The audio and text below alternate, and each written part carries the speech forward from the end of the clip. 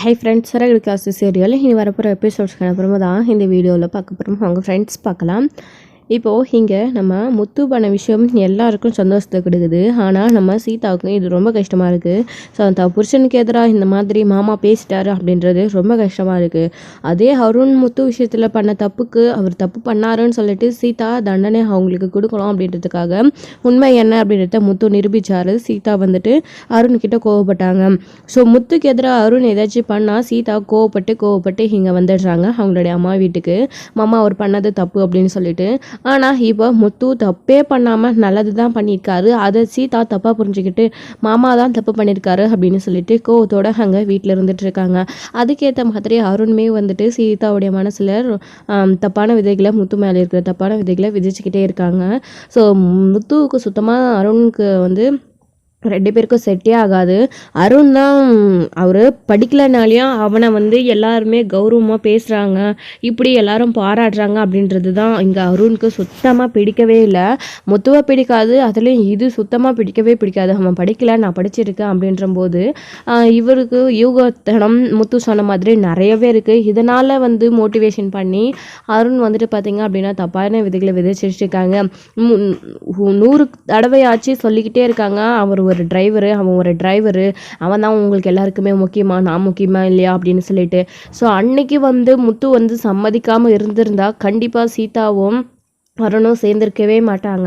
So இவங்க 2 பேரும் சேர்றதுக்கு காரணமே முத்து தான். அதை கூட கொஞ்சம் கூட மனசில் வச்சுக்காமல் பெருசாக எடுத்துக்காமல் அருண் ஏன்னா இப்படி முத்துவை பழி வாங்கணுன்னே இருக்காருன்னு சுத்தமாக தெரியவே இல்லை. ஸோ இப்பயும் அதே மாதிரி தான் சீதா கிட்ட சொல்லி சீதாவுமே வந்து கோவப்பட்டு அங்கே அவங்களுடைய அம்மா வீட்டுக்கு போகிறாங்க. அப்போது வந்துட்டு இங்கே மீனாவும் அதுக்கேற்ற மாதிரி அவங்க அம்மா கிட்ட போய் பேசிகிட்டு இருக்காங்க. அவர் பண்ண நல்ல விஷயத்துக்கு வீட்டில் எல்லாருமே பாராட்டினாருமா, மாமா முக்கியமாக பாராட்டினாரு, இந்த மாதிரி சுற்றியெல்லாம் போட்டார் தெரியுமா.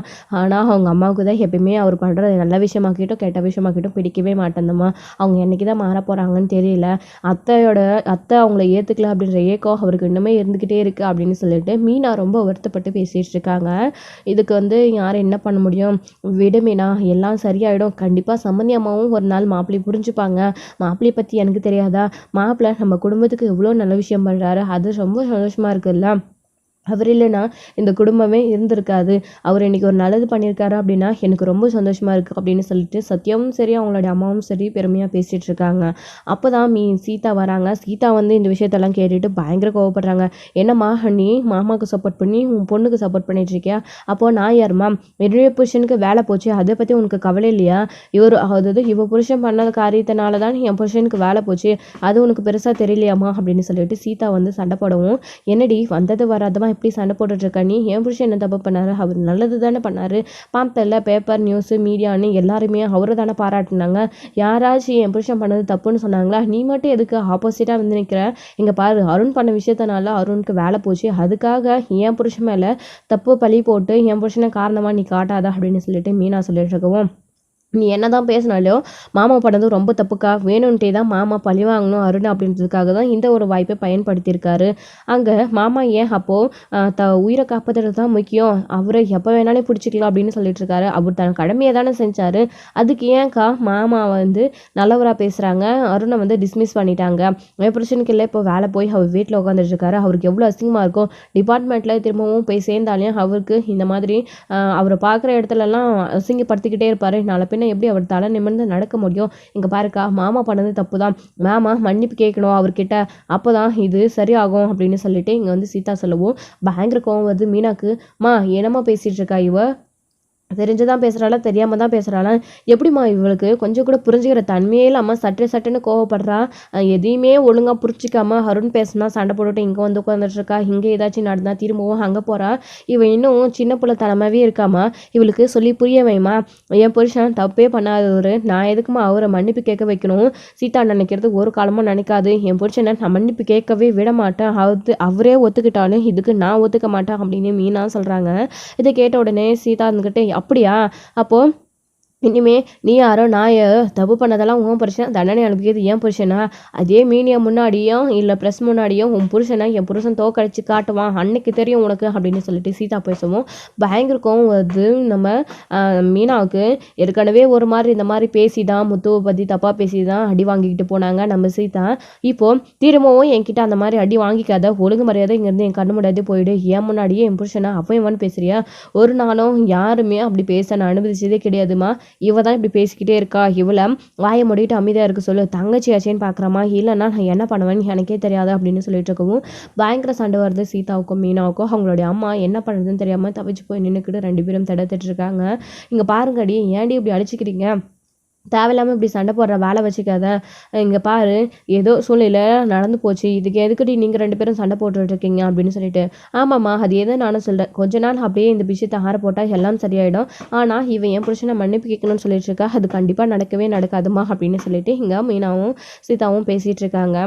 இப்போது இங்கே அதுக்கப்புறம் இனிமே நீ யாரோ நான் யாரோ உங்கள் முகத்திலே முழிக்க மாட்டேன், உனக்கு அவன் மட்டும்தான் பொண்ணு இல்லைம்மா, எப்பயுமே நீ உன் பெரிய மாப்பிள்ளைக்கும் அவளுக்கு தானே சப்போர்ட் பண்ணுவேன், அங்கே எப்படி போனாலும் எக்கேடு கேட்டு போனாலும் என்னன்னு நீ இருக்கல்ல, இது அப்படியே இருக்கட்டும், இனிமே உன் முகத்திலையும் முழிய மாட்டேன், உன் மூஞ்சிலையும் முழிய மாட்டேன், இனிமே நீங்கள் யாரோ நான் யாரோ அப்படின்னு சொல்லிட்டு அங்கேருந்து கோவத்தோட கிளம்பி சீதா வீட்டுக்கு போயிடுறாங்க.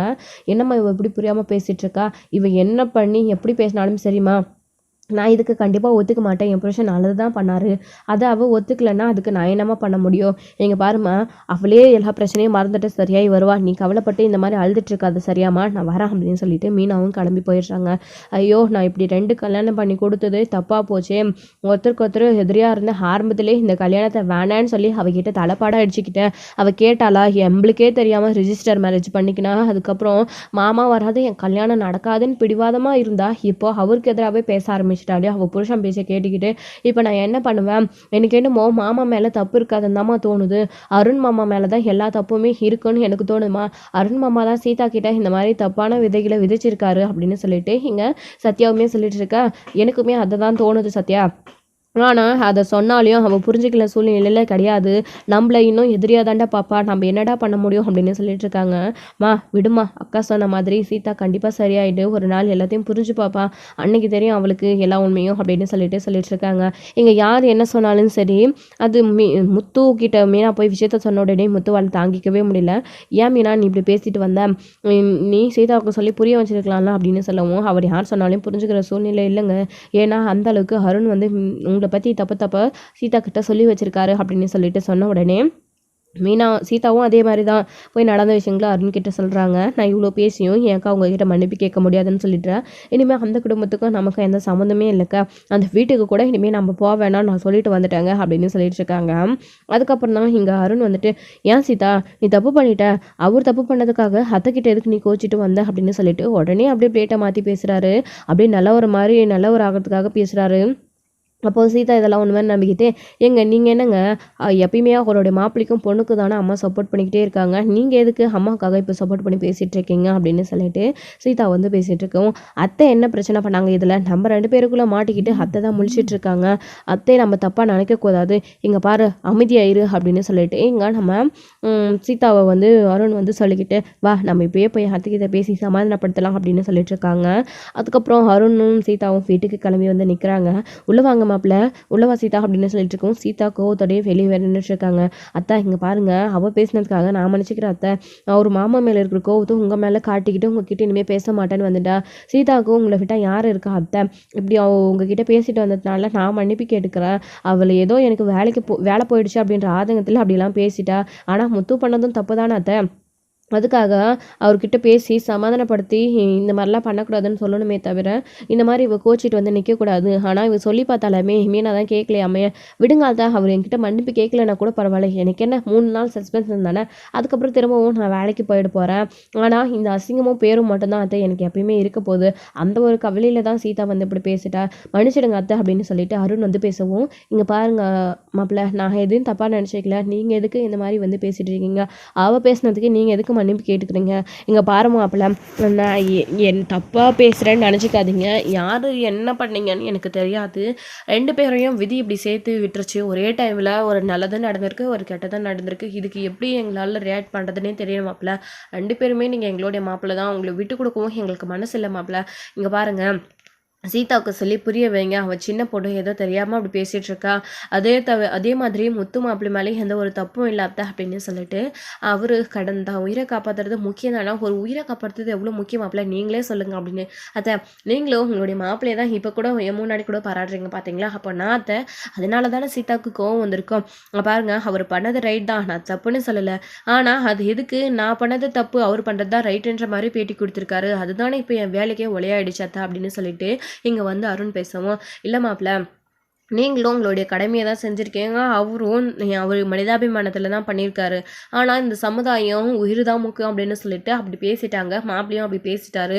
நடந்தது தப்பு தான். நான் இதுக்காக உங்ககிட்ட மன்னிப்பு கேட்குறேன். அதுக்காக மாப்பிள்ளை தப்பாக நினச்சி நீங்கள் 2 பேரும் இப்படி பிரச்சனை பண்ணாதீங்க மாப்பிள்ளை அப்படின்னு சொல்லிட்டு சொன்ன உடனே, அத்தை, சீதா உங்ககிட்ட கோவமாக பேசிட்டா நான் உங்களை சமாதானப்படுத்தலான்னு வந்தால் நீங்கள் இப்போ கூட உங்களுடைய மாப்பிள்ளைக்கு தான் சப்போர்ட் பண்ணி பேசுகிறீங்க. அவர் தான் நல்லவர். அப்போது நான் பண்ணது தப்புன்னு தான் நீங்களும் பேசுகிறீங்க. இப்போ புரியுது அத்தை, சீதா எதுக்கு கோவப்பட்டு வந்திருக்கா அப்படின்னு சொல்லிட்டு. இதுக்கப்புறம் நான் வந்துட்டு உங்ககிட்ட பேசி என்ன ஆக போகிறதில்ல. உங்களுக்கும் உங்கள் மாப்பிள்ளை தான் முக்கியம் அப்படின்னா கண்டிப்பாக நீங்களும் உங்களுடைய மாப்பிள்ளையவே பெருமையாக பேசிக்கோங்க.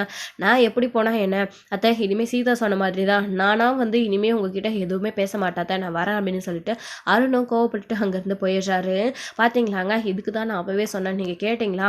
வாங்க, நம்மளுக்கு இந்த வீட்டில் மரியாதையே இல்லை. இனிமேல் நாம் இங்கே இருந்து என்ன பிரயோஜனம், போகலாம் அப்படின்னு சொல்லிட்டு இங்கே நம்ம சீதா வந்து அருணை கூட்டிக்கிட்டு போகிறாங்க. இதெல்லாமே ரொம்ப கஷ்டமாகுது நம்ம சத்யாவுடைய அம்மாவுக்கு. என்ன பண்ணுறதுன்னே தெரியல. 2 பேருக்கும் நடுவில் மாட்டிக்கிட்டு முழிச்சிட்டு இருக்காங்க. ஸோ இப்போ மாப்பிள்ளை வந்து இப்படி பேசிட்டு, அதாவது சீதா தான் புரிஞ்சுக்காமல் அப்படி பேசிட்டு போனான்னா, இப்போ அருண் மாப்பிள்ளையும் வந்து இந்த மாதிரி பேசிட்டு போகிறாரு அப்படின்னு சொல்லிட்டு. ஏன்னா அருண் வந்து இப்படியெல்லாம் அவங்க அம்மா கிட்ட பேசினாதான், ஸோ மாப்பிள்ளை நம்மளுக்கிட்ட இப்படிலாம் பேசுகிறாரு, அந்த மாப்பிள்ளையை பற்றி பேசினா அதனால் கண்டிப்பாக வந்துட்டு அவன் முத்து மேலே கோவம் வரும், நம்மளை ஏற்றுப்பாங்க அப்படின்ற ஒரு காரணத்தினாலேயே இதெல்லாத்தையும் பிளான் பண்ணி தான் அருண் வந்து செஞ்சிட்ருக்காரு. அப்படி செய்யும்போது அது வந்து ரொம்ப பாதிச்சிருது சீதாவுடைய அம்மாவை. ஸோ அப்படி அவங்க சொல்லிட்டு போனதுனால 2 மாப்பிள்ளைங்களும் இப்படி பண்ணுறாங்களே, என்ன பண்ணுறது அப்படின்னு ரொம்ப மன கஷ்டத்தில் சத்யாவுடைய அம்மாவுக்கு ஹார்ட் அட்டாக்கே வந்துடுது. அப்படியே மயக்கம் போட்டு கிளந்துடுறாங்க. சத்யா உடனே இங்கே வந்து கீழே காருக்கு ஏறி போகிற சீதாவை கூப்பிட்றாங்க. சீதா சீதா இங்கே ஓடி வாயேன், அம்மாவுக்கு கீழே விழுந்துட்டாங்க, அம்மாவுக்கு எதுவும் ஆயிடுச்சு, வா சீதா அப்படின்னு. உடனே வா சீதா போய் பார்க்கலாம் அப்படின்னு பதறி அடித்து போய் வராரு அருண் இருந்துக்கிட்டு. ஸோ உண்மையிலே ஏதாச்சும் ஆகிடுக்குமா இல்லை நடிப்பா என்னன்னு பார்க்கலான்னு சொல்லிட்டு தான் அருண் அப்படி கூப்பிட்றாரு. சீதா இதெல்லாம் நடிப்பாக இருக்குங்க, வேண்டாம் அப்படின்னு சொல்லிட்டு சீதா சொல்லுவோம். உடனே சத்யா பயங்கரமாக அழுதுட்ருக்கோங்க. ஐயோ யாராச்சும் வாங்கலே அப்படின்னு சொல்லிட்டு கூப்பிடுவோம். அக்கம் பக்கத்தில் இருக்கிறவங்க எல்லாரும் ஓடி போகிறாங்க. சீதா மாயே, இங்கே நாம் நின்றுருந்தா அது தப்பாயிடும், எல்லாரும் மேலே போகிறாங்கல்ல அப்படின்னு சொல்லிட்டு அருண் வந்து கூட்டிகிட்டு வராரு. சீதாவுக்கு அப்போ கூட இந்த புருஷனை இப்படி பண்ணிட்டாங்க அப்படின்றது கோவம் தான். அம்மாவுக்கு ஒன்று கூட மனசரிங்கி இறங்கி வரவே மாட்டேன்றாங்க நம்ம சீதா வந்துட்டு. அப்போது ஓடி வந்து பார்த்தா நெஞ்சை பிடிச்சிட்டு கீழே விழுந்துட்டு இருக்காங்க, மூச்சு பேச்சு இல்லாமல். உடனே ஹாஸ்பிட்டலுக்கு கூட்டிகிட்டு போனோம் அப்படின்னு சொல்லிட்டு அருணுடைய கார்லேயே போட்டுக்கிட்டு ஹாஸ்பிட்டலுக்கு கூட்டிகிட்டு போகிறாங்க.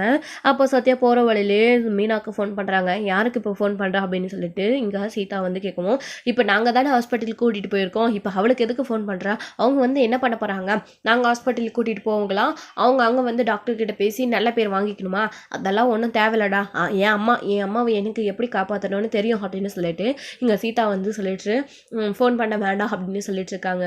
கொஞ்ச நேரத்துக்கு முன்னாடி தான் உங்களுக்கும் எனக்கும் எந்த சம்மந்தமே இல்லை, உங்கள் பொண்ணையும் மாப்பிள்ளையுமே நீங்கள் பெருமையாக பேசுங்க, நான் இனிமேல் உங்கள் மூஞ்சிலே முழிக்க மாட்டேன் அப்படின்னு சொல்லிட்டு போனேன் அருணும் சீதாவும்.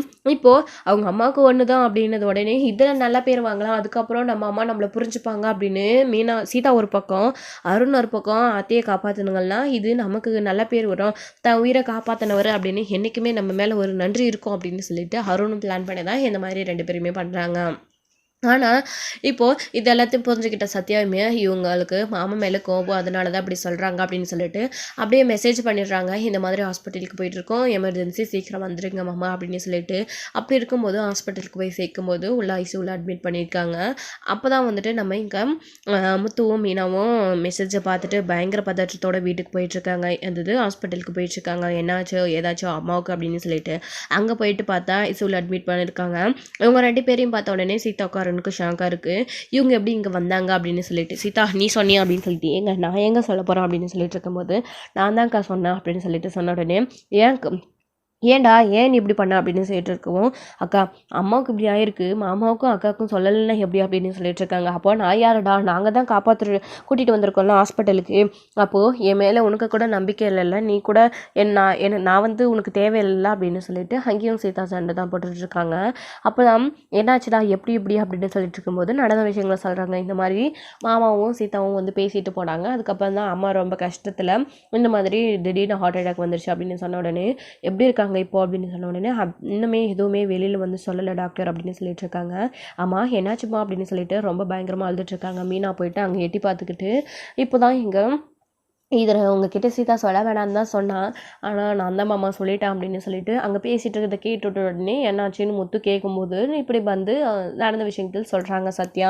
அதை கேட்ட உடனே, அப்போது இந்த அளவுக்கு நான் வேணாத நான் போயிட்டு நாடி, எனக்கும் அம்மா தாண்டி, உனக்கு மட்டும் அம்மா கிடையாது, என் அம்மாவுக்கு நெஞ்சு வலி வந்து படுத்திருக்காங்க ஹாஸ்பிட்டலில், அப்போ கூட என்கிட்ட சொல்ல வேணான்னு சொல்லியிருக்கே, இந்த அளவுக்கு மாறுறதுக்கு என்னடி காரணம், இவ்வளோ நாளாக நல்லா தானே இருந்தேன், என்னைக்கு உனக்கு கல்யாணம் ஆச்சு அன்றைக்கி நீ மாறிட்டடி அப்படின்ற மாதிரி இங்கே நம்ம மீனா வந்து சீதாவை பார்த்து சொல்லிட்டு இருக்கோம்.